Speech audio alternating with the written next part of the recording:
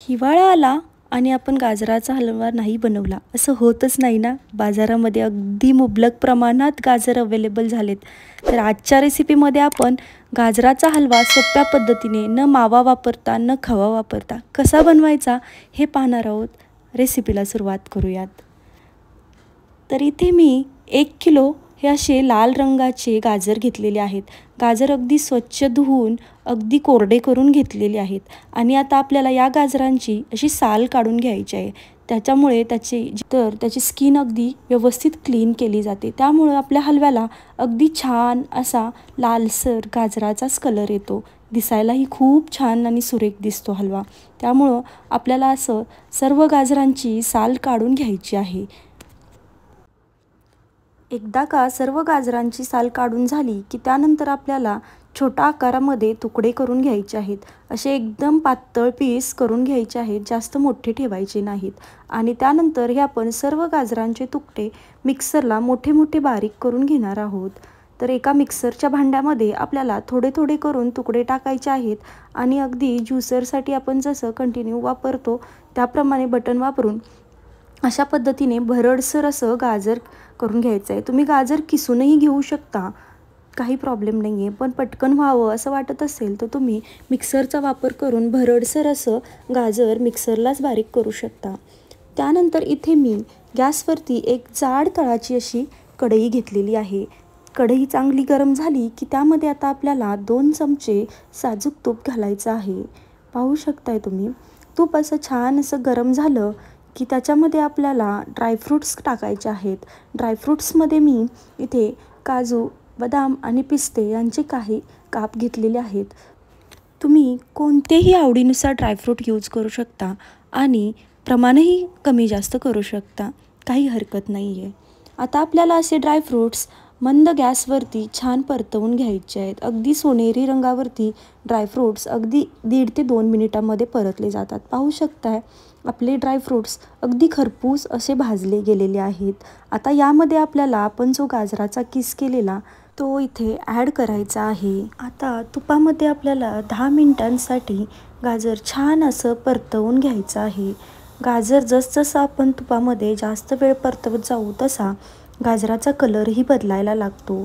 पाहू शकताय आपल्या गाजराचा कलर हा बदलत चाललेला आहे. साधारण 8 ते 10 मिनिटं आपल्याला मंद गॅसवरती हीच प्रोसेस कंटिन्यू करायची आहे. त्यानंतर आपल्याला इथे 200 मिली दूध घ्यायचं आहे. या दुधामध्ये आपल्याला सर्व गाजर मिक्स करून घ्यायचं आहे. तर साधारण 1 किलो गाजरासाठी 200 ते 250 मिली दूध हे पुरेसं होतं. आता आपण गाजर आणि दूध व्यवस्थित मिक्स करून घेऊया आणि त्यानंतर आपल्याला 10 मिनिटांसाठी झाकून आपल्याला गाजर दुधासोबत छान असं शिजू द्यायचं आहे. दुधासोबत वाफेवरती 10 मिनिटांमध्ये गाजर अगदी छान शिजलं जातं. अगदीच या 10 मिनिटांमध्ये तुम्हाला वाटलं की गाजर खाली लागतंय तर तुम्ही उघडून हलकंसं हलवून घेऊ शकता. पण 10 मिनिटांमध्ये गाजर छान असं दुधासोबत शिजलं जातं. तर साधारण 10 मिनिटं झाली आहेत आणि पाहू शकताय दूधही अगदी व्यवस्थित आटलं आहे आणि आपल्या गाजराचा रंग देखील बदललेला आहे. तर आता या स्टेजला आपल्याला 1 किलो गाजरासाठी 1/2 किलो एवढी साखर ॲड करायची आहे. साखर थोडीशी कमी वाटते पण गाजराच्या गोडव्यामुळे साखरेचं प्रमाण अगदी व्यवस्थित आहे. तुम्ही आवडीनुसार अगदी थोडंफार कमी किंवा जास्त साखर घालू शकता. पण 1 किलो गाजरासाठी हे प्रमाण अगदी परफेक्ट आहे. आता आपण साखर गाजरामध्ये व्यवस्थित मिक्स करून घेऊयात. या प्रोसेसमध्ये आपण कुठेही गॅसची फ्लेम हाय ठेवलेली नाही आहे. अगदी मंद गॅसवरती आपल्याला 10 मिनिटांसाठी साखरेसोबत गाजर परतवून घ्यायचं आहे.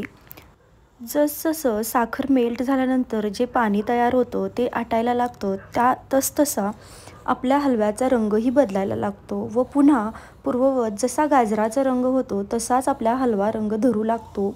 पाहू शकताय अगदी 10 मिनिटांमध्ये पूर्ण साखरेचं पाणी आटून गेलेलं आहे आणि हलवा छान असा मिक्स झालेला आहे.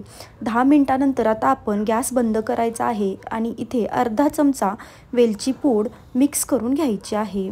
अशा पद्धतीने छान असं वेलचीचा फ्लेवर गाजराच्या हलव्याला अगदी मस्त आणि छान सुवास देतो. तर अशा पद्धतीने आपला गाजराचा हलवा रेडी झालेला आहे.